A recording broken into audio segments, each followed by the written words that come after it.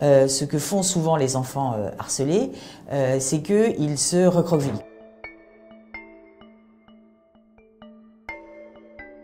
Il y a toujours une vulnérabilité présumée par l'enfant harceleur. Par exemple, un enfant gros est par définition vulnérable dans un environnement grossophobe. Une fois que l'enfant a perçu cette vulnérabilité chez un de ses camarades, il va se dire « c'est sans doute qu'il est gros, donc c'est là-dessus que je vais appuyer ».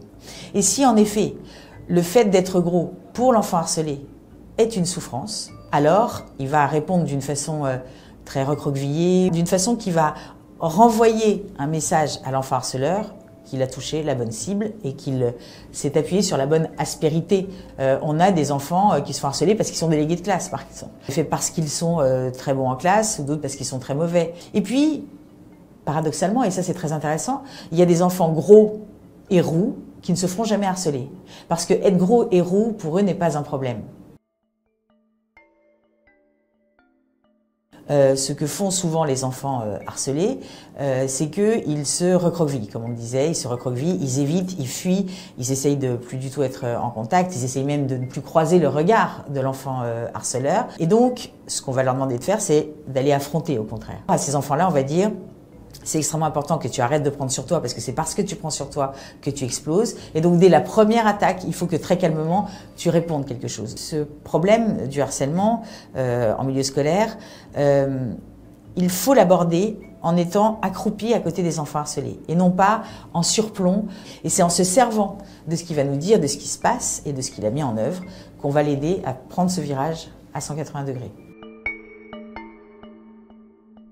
Vraiment, l'idée, ça va être de s'appuyer sur quelque chose qu'ils n'ont pas tellement en magasin, qui est ce qu'on appelle l'autodérision, notamment sur la zone sur laquelle ils sont harcelés. Ils n'ont aucune autodérision là-dessus, puisque c'est une zone de souffrance, c'est souvent une zone complexée, en fait, chez eux. Le carburant du harcèlement, c'est vraiment la souffrance de l'enfant harcelé. À partir du moment où il fait preuve d'autodérision sur le sujet sur lequel il est harcelé, fait qu'il n'y a plus de place tellement pour l'autre pour qu'il continue à rigoler, comme si tout à coup, il se mettait à boxer dans le vide, en fait. Une petite fille ou une jeune fille à qui on dit « Putain, mais t'es trop grosse, comment ça se fait que tu sois si grosse ?»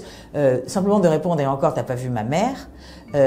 c'est quelque chose qui peut suffire, en fait, à désamorcer. L'idée, en plus de l'autodérision, ça va être, au fond, de permettre à l'enfant harcelé de jeter des graviers dans ce cercle vertueux pour l'enrayer, en fait, d'une certaine manière, pour que l'enfant harceleur tombe de son piédestal et qu'il se dise, jusqu'à présent, je gagnais en réputation, en popularité, en harcelant telle personne. Désormais, je prends un risque pour cette même popularité, parce que c'est à la fois leur pouvoir et leur talon d'Achille, cette espèce de réputation de bonhomme, un peu leader, un peu clashant qu'ils ont. Depuis 2-3 ans, 40% de nos consultations sont dédiées à des enfants ou des adolescents qui ne se font pas harceler de façon explicite, mais qui sont plutôt, je dirais, invisibilisés. C'est-à-dire que ils ont l'impression de ne pas être là, de ne pas être présents. Donc ils sont très souvent tout seuls au self.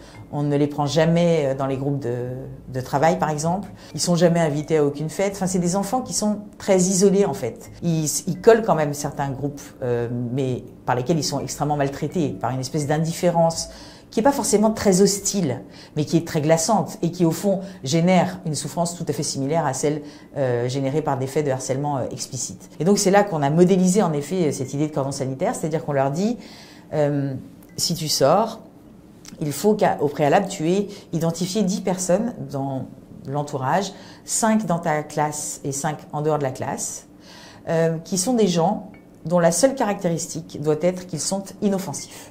C'est-à-dire qu'ils ne sont pas dangereux. Donc ça peut être des gens pas très cool, en fait.